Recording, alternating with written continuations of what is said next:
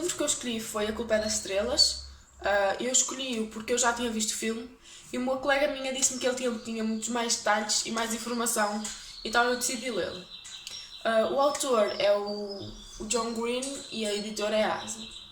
Esta história fala-nos de uma menina que tem 17 anos, que desde os 13 tem uma doença, tem um cancro na tiroide e que agora tem metástase nos pulmões em fase terminal e que anda com a garrafa de oxigênio e com um tubo no nariz. A mãe dela começou a achar que ela estava deprimida, que estava com uma depressão, porque ela não saía de casa, só pensava na morte, então decidiu pô-la nas reuniões de um grupo para ajudar crianças com cancro. E ela ia, mas ia muito contrariada. Houve uma semana em que ela foi, e que foi diferente porque conheceu Augustus Waters, que também tinha cancro e que teve que amputar uma perna por consequência do cancro.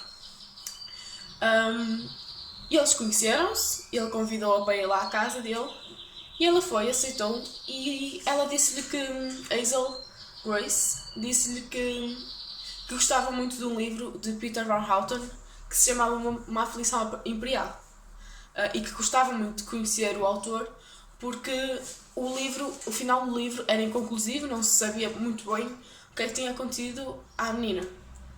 Então, Gus, que era como ela o tratava, Gus tentou entrar em contacto com a assistente do Peter, onde conseguiu, e ela deu-lhe um e-mail que era por onde Hazel se podia contactar com o Peter Van Houten, o autor do livro. O Gus conseguiu então comprar os bilhetes para Hazel e ele e a mãe dela irem para Amsterdão, porque o autor era dos Estados Unidos, que era onde eles vivem, só que mudou-se para Amsterdão, então eles foram, e quando chegaram foram diretos à casa do autor, onde foram recebidos pela assistente e entraram, e o Peter não os recebeu muito bem, faltou-lhes ao respeito, foi mal educado com eles, e ela saiu de lá e eles saíram os dois de lá muito desiludidos. No tempo que estiveram lá, estiveram a visitar vários pontos turísticos, a casa de Anne Frank inclusive, e também foram jantar os dois, e um pequeno pormenor que foi que perderam a virgindade juntos. Pronto, correu tudo bem, e quando voltaram para os Estados Unidos estava tudo bem. Antes de irem para Amsterdão, o Gus foi fazer uns exames, umas coisas ao médico, onde detectaram que ele tinha um problema. Só que ele não quis dizer nada a Hazel para não o preocupar. Quando voltaram para os Estados Unidos, ele ganhou uma infecção que era na barriga. Então contou a Hazel e ele teve internado.